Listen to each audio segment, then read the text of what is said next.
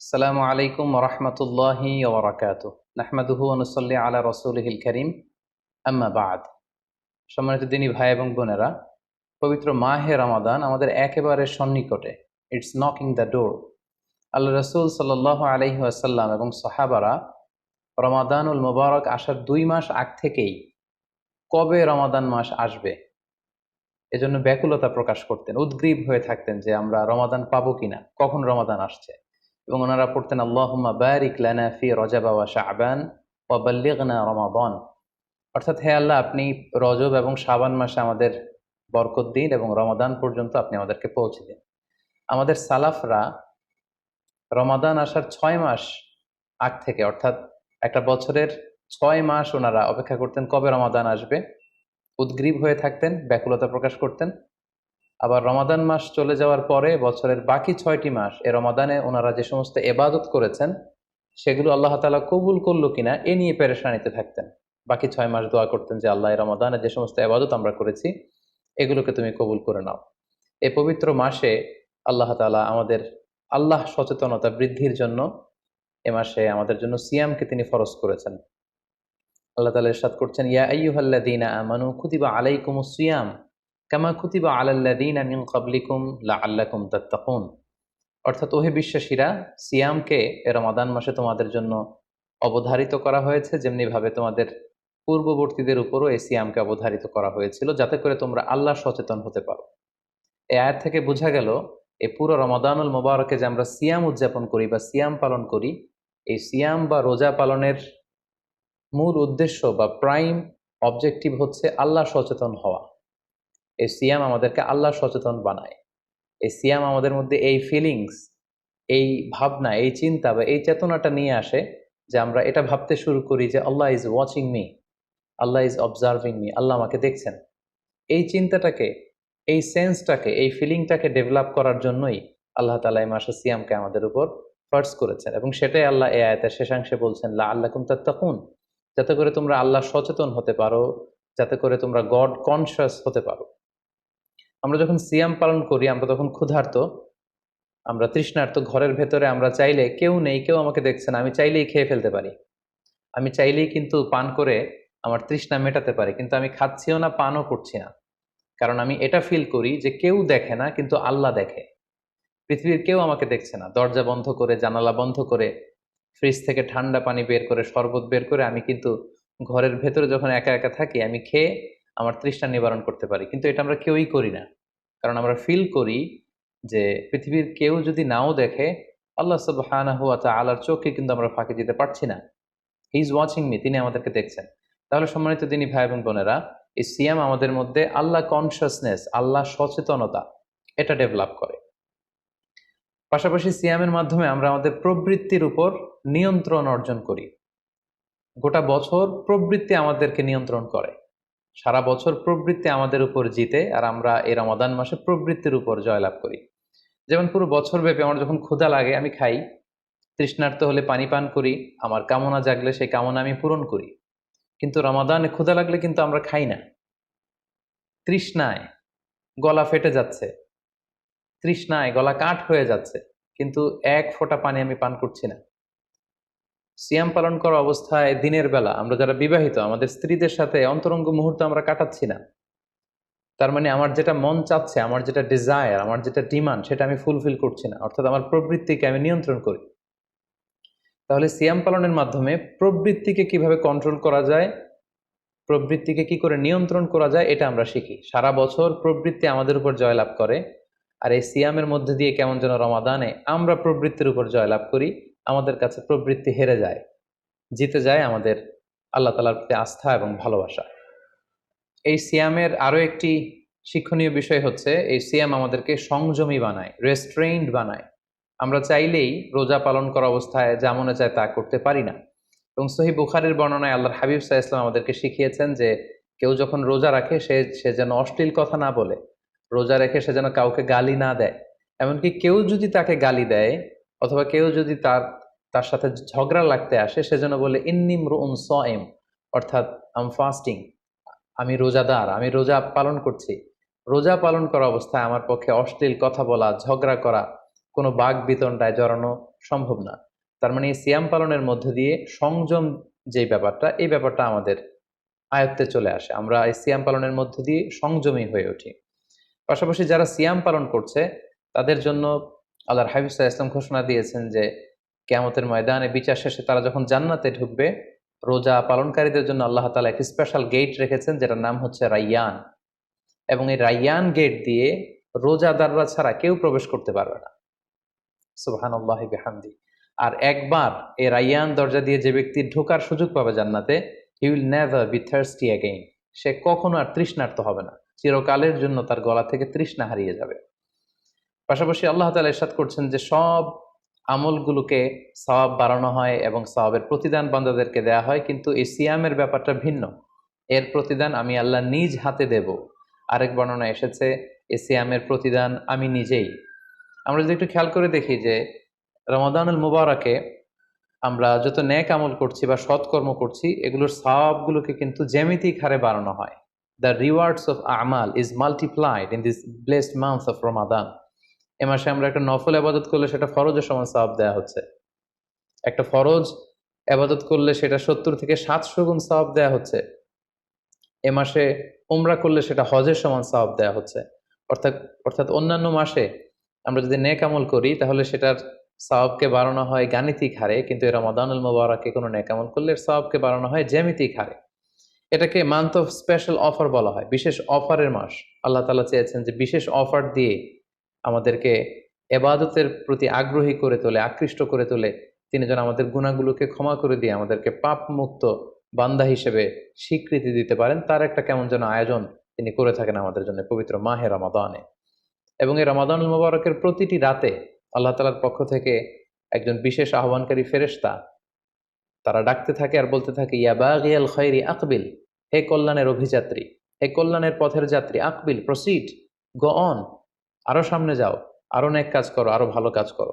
ইয়া বাগিয়াশ শাররি আকসির, হে পাপের পথের যাত্রী, আকসির, স্টপ, থেমে যাও, অনেক হয়েছে, আর না, আর অন্যায়ের দিকে ধাবিত হয়েও না।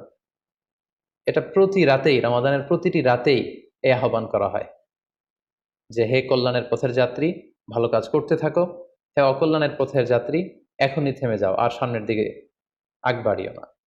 এবং এই বরকতপূর্ণ মাস পেয়েও যারা আল্লাহ তাআলার ক্ষমা পায়নি, রাসূল সাল্লাল্লাহু আলাইহি ওয়াসাল্লাম তাদের জন্য ভয়ঙ্কর ওয়ার্নিং দিয়েছেন, হুঁশিয়ারি দিয়েছেন, গভীর হুঁশিয়ারি তিনি বর্ণনা করেছেন। মসজিদে নববীতে আল্লাহ রাসূল সাল্লাল্লাহু আলাইহি ওয়াসাল্লাম একবার মিম্বারের প্রথম ধাপে পা রেখে বললেন আমিন, দ্বিতীয় ধাপে পা রেখে বললেন আমিন, তৃতীয় ধাপেও পা রেখে বললেন আমিন। সাহাবারা জিজ্ঞেস করলেন, ইয়া রাসূলুল্লাহ, তিনবার কেন আমিন বললেন? আমরা তো বুঝতে পারলাম না। আল্লাহ রাসূল সাল্লাল্লাহু আলাইহি ওয়াসাল্লাম তখন বললেন যে এইমাত্র জিবরিল আমার কাছে এসে আমাকে শুনিয়েছে যে যে ব্যক্তি রমাদানুল মুবারক পেয়েও ইবাদতের মাধ্যমে আল্লাহর ক্ষমা পেল না, সে দুর্ভাগা, সে হতভাগা।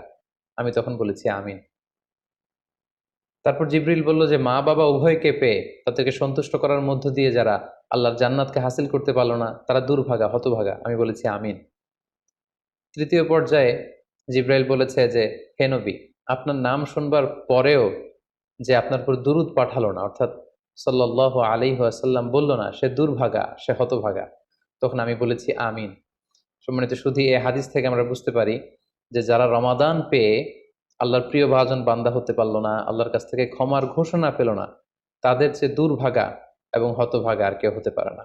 তাই যেহেতু রমাদান আমাদের একেবারে সন্নিকটে, আর মাত্র 2 দিন পরে এই পবিত্র মাস আমাদের মাঝে আগমন করবে, তাই আমাদের উচিত এই মাসটাকে ভাব গাম্ভীর্যের সাথে উদযাপন করা, to take the best out of this blessed month, যত বেশি পরিমাণে সম্ভব নেক কাজ করে আল্লাহ তাআলার ক্ষমাপ্রাপ্ত বান্দাদের অন্তর্ভুক্ত হওয়ার চেষ্টা করা।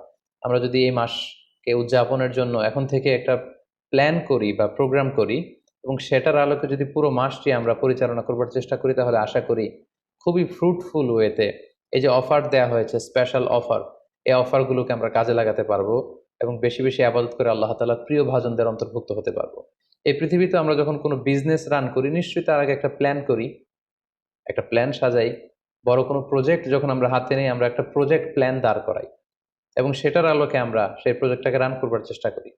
তাই আর যেহেতু মাত্র 2 দিন বাকি, আমরা যদি এখন থেকেই একটি প্ল্যান করি বা একটি পরিকল্পনা সাজাই, হতে পারে এটা লিখিত পরিকল্পনা, কিংবা অ্যাটলিস্ট নিজের সাথে নিজের বোঝাপড়া যে আমি এই কাজগুলো রমাদানে করতে চাই, এগুলো করতে চাই না, ডুজ অ্যান্ড ডোন্টস গুলোকে আমি মেনে চলতে চাই, যেগুলো করা উচিত এগুলো আমি বেশি বেশি করব, যেগুলো থেকে দূরে থাকা উচিত এগুলোর ব্যাপারে আমি সাবধান থাকবো। অ্যাটলিস্ট মনের সাথে মনে একটা বোঝাপড়া অথবা কাগজে লিখে আমাদের একটি পরিকল্পনা করা উচিত। সো এ পর্যায়ে এই রমাদান কেন্দ্রিক আমরা কি ধরনের পরিকল্পনা করতে পারি এবং সেই পরিকল্পনায় কোন কোন বিষয়গুলো স্থান পেতে পারে বলে আমি মনে করি, সেগুলো আপনাদের সাথে সংক্ষিপ্তভাবে শেয়ার করবো ইনশাআল্লাহ।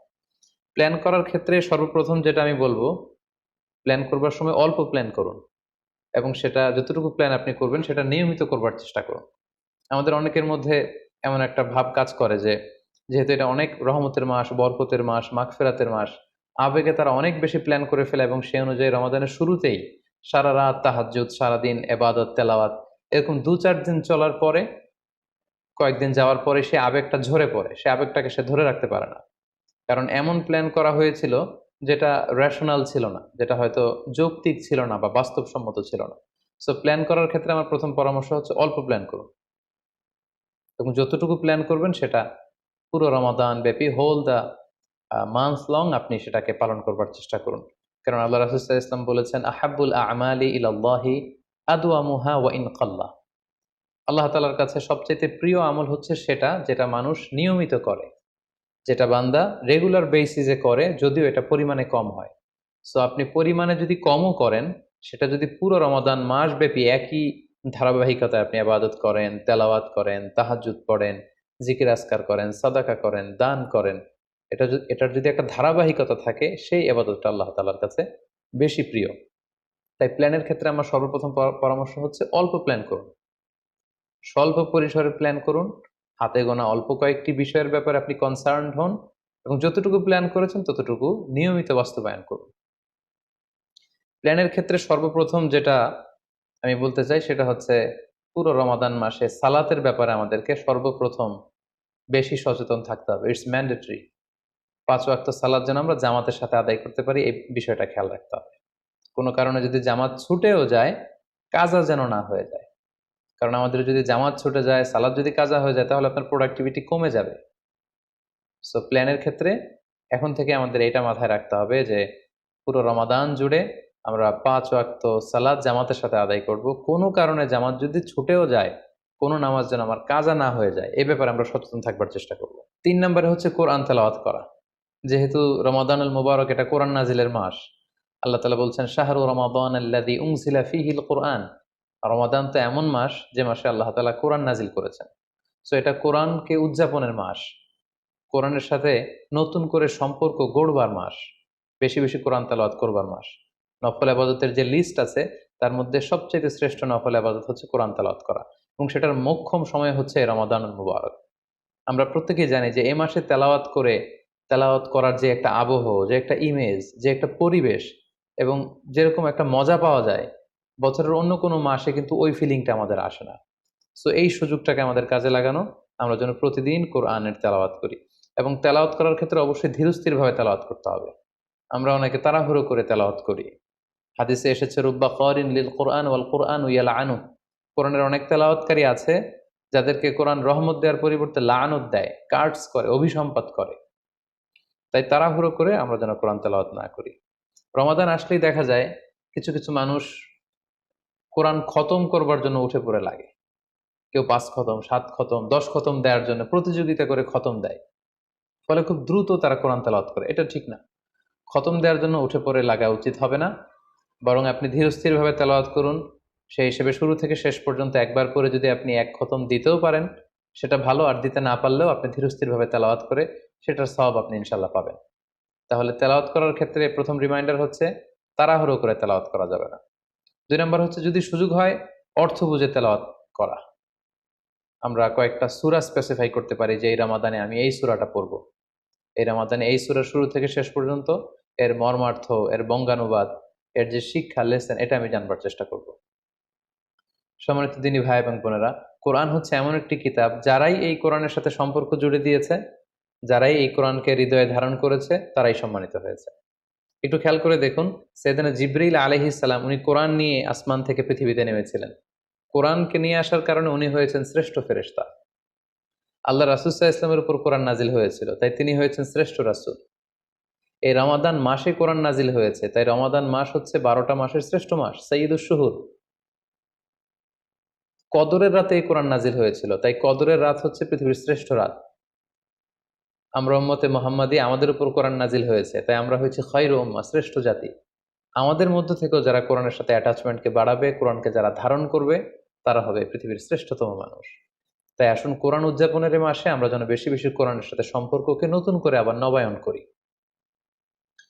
4 নাম্বার যেই ব্যাপারটি আমি প্ল্যানে বা পরিকল্পনায় রাখার চেষ্টা করব, সেটা হচ্ছে খুব বেশি খাবার দাবার বা কেনাকাটা এগুলোর ব্যাপারে আমাদেরকে একটু সাবধান থাকতে হবে।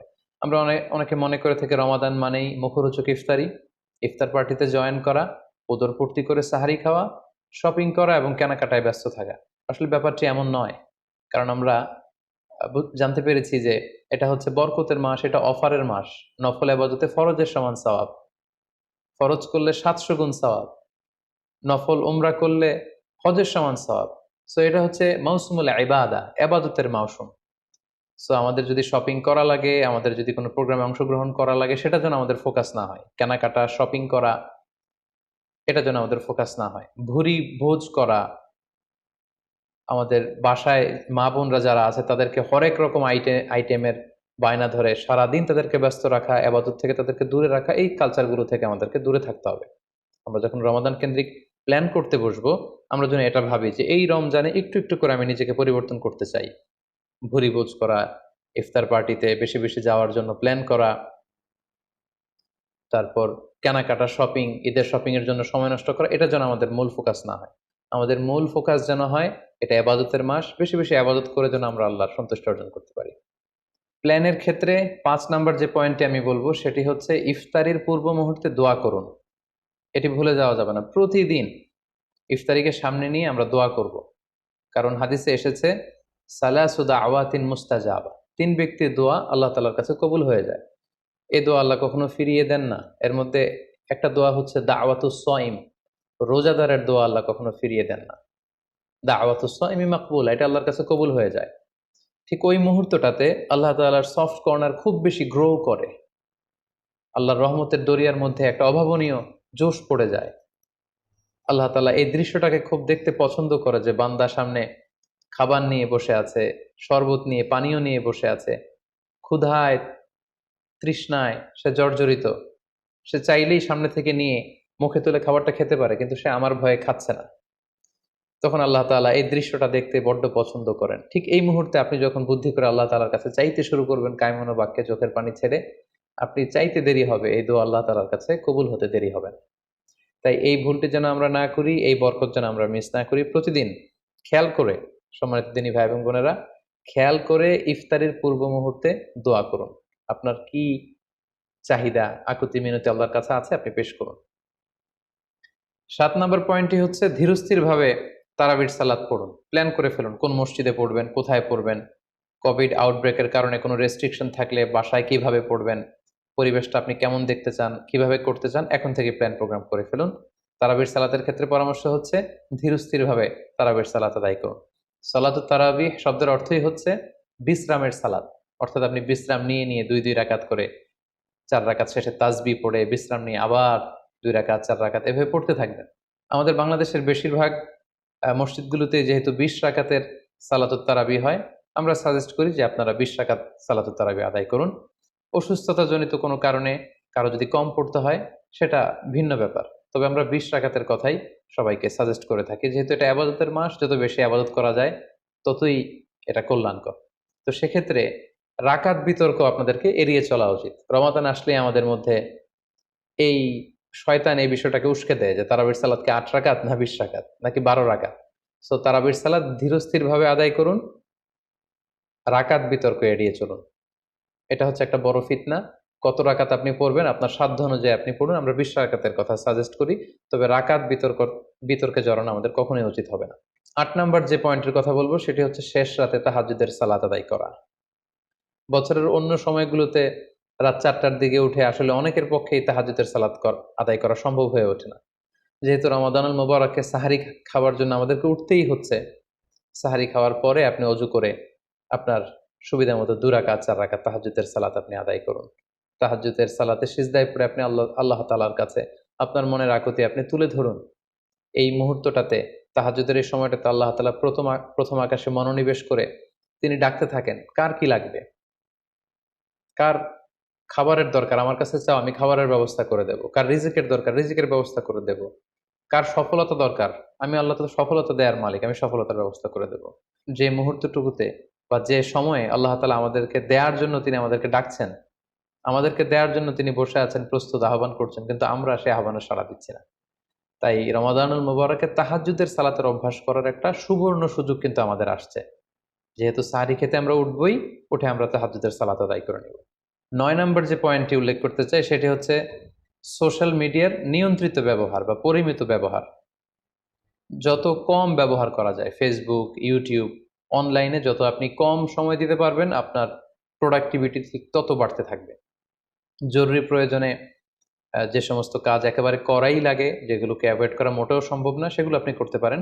তবে আমাদের সাজেশন হচ্ছে ফেসবুকিং, টুইটারিং এবং ইউটিউবিং, এই সমস্ত কাজে, সোশ্যাল মিডিয়ার কাজে যত কম আপনি এই রমাদানুল মুবারকে সময় ব্যয় করতে পারবেন, সময়টা ঠিক ততই আপনার প্রোডাক্টিভ ওয়েতে কাজে লাগবে ইনশাআল্লাহ। 10 নম্বর পয়েন্ট এবং সর্বশেষ পয়েন্ট হচ্ছে রমাদানুল মুবারকের মূল আকর্ষণ হচ্ছে রমাদানুল মুবারকের শেষ দশকে, অর্থাৎ রমাদানের কদরের রাতগুলো হচ্ছে লাস্ট 10 ডেজ অফ রমাদানে। আল্লাহ রাসূল সাল্লাল্লাহু আলাইহি ওয়াসাল্লাম ইরশাদ করেছেন, ফালতামিসু ফিল আশরিল আওয়াখিরি মিনাল বিতর, রমাদানের শেষ দশকের বেজর রাত্রিগুলোতে তোমরা কদরের রাত তালাশ করো। তাই আপনারা যখন প্ল্যান করতে বসবেন, এখনই ক্যালেন্ডার সামনে নিয়ে রমজানের শেষ দশক কত তারিখ থেকে কত তারিখ পরে প্ল্যান করে নিন, এবং অড নাইটগুলো, বেজর রাত্রিগুলো কোন কোন রাত্রিগুলো হতে পারে এখনই প্ল্যান করে নিন। যত ধরনের ব্যস্ততা, যত ধরনের ঝামেলা, যত ধরনের দায়িত্ব, এই কাজগুলোকে আপনি আগে পরে সেরে নেবেন, কিন্তু এই 10 দিনের স্পেশাল টাইমটাকে আমাদের ইবাদতের জন্য রাখা উচিত। আল্লাহ রাসূল সাল্লাল্লাহু আলাইহি ওয়াসাল্লাম রমজানের শেষ দশকে যখন তিনি পৌঁছতেন, তিনি তখন এমনভাবে ইবাদত করতেন, তিনি কাউকে চিনতেন না, কারোর সাথে বেশি কথা বলতে চাইতেন না। তিনি রাতে সারা রাত জেগে থাকতেন, ফ্যামিলি মেম্বারদেরকে উঠিয়ে দিতেন, জাদ্দা ওয়া সাদ্দাল মিজহার, কোমরে গামছা বেঁধে তিনি ইবাদতে লেগে পড়তেন। এই শেষ দশকে তিনি এত ইবাদত করতেন, বছরের কোনো সময়ে আল্লাহ রাসূল সাল্লাল্লাহু আলাইহি ওয়াসাল্লামকে এত বেশি ইবাদত করতে কিন্তু দেখা যেত না। তাই এই শেষ দশকের বেজর রাত্রিগুলো যেন আমরা মিস না করি, এবং শুধু 27 রমজানে আমরা কদর হিসেবে পালন করব, ব্যাপারটা যেন এমন না হয়ে যায়। কারণ যদি কোনো কারণে কদর মিস হয়ে যায়, এটা হচ্ছে খায়রুম মিন আলফি শাহর, 1000 মাসের চেয়েও সেরা। ওই এক রাতের ইবাদত হচ্ছে 1000 মাসের ইবাদতের সমান। এবং আল্লাহর হাবিব সাল্লাল্লাহু আলাইহি ওয়াসাল্লাম বলেছেন, মান হুরিমা খায়রাহা ফাকাদ হুরিম, যে কদরের রাতের বরকত থেকে বঞ্চিত হলো, হি ইজ দ্য লুজার। এই বরকতের মাসে নিশ্চয়ই আমরা কেউই লুজার হতে চাই না, আমরা সবাই গেইনার হতে চাই। সো আমরা যদি গেইনার হতে চাই, রমাদানের সর্বোচ্চ বরকতটুকু যদি আমরা হাসিল করতে চাই, লাস্ট 10 ডেজ অফ রমাদান, রমজানের শেষ দশকের বেজর রাত্রিগুলো যেন আমরা খুবই আন্তরিকতার সাথে সিনসিয়ারলি আবাদত করে কদরের বরকত হাসিল করবার চেষ্টা করি। সম্মানিত দিনী ভাই এবং বোনেরা, রমাদান আসতে আর মাত্র 2 দিন বাকি।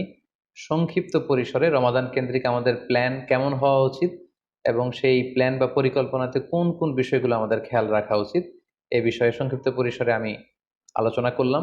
আশা করি এগুলো যদি আমরা খেয়াল রাখি, তাহলে খুব ফ্রুটফুল এবং প্রোডাক্টিভ ওয়েতে আমরা আমাদের রমাদানকে কাটাতে পারবো। আমরা গত বছর আমাদের অনেক প্রিয়জনদের সাথে একসাথে রমাদান কাটিয়েছি, তাদের অনেকে কিন্তু এবছর আমাদের সাথে নেই। এবং কোভিড আউটব্রেকের এই যে সেকেন্ড ওয়েভ, থার্ড ওয়েভ যেভাবে শুরু হয়েছে, আমরা আমাদের অনেক প্রিয়জনদেরকে হারিয়েছি।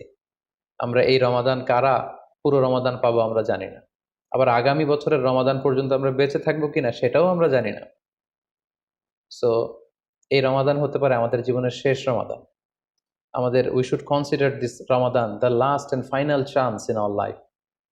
আমাদের এভাবে চিন্তা করা উচিত যে হতে পারে এটা আমার জীবনের শেষ রমাদান, তাই আমার গুনাহ মাফের একটা সুবর্ণ সুযোগ হচ্ছে এ রমাদান মাস।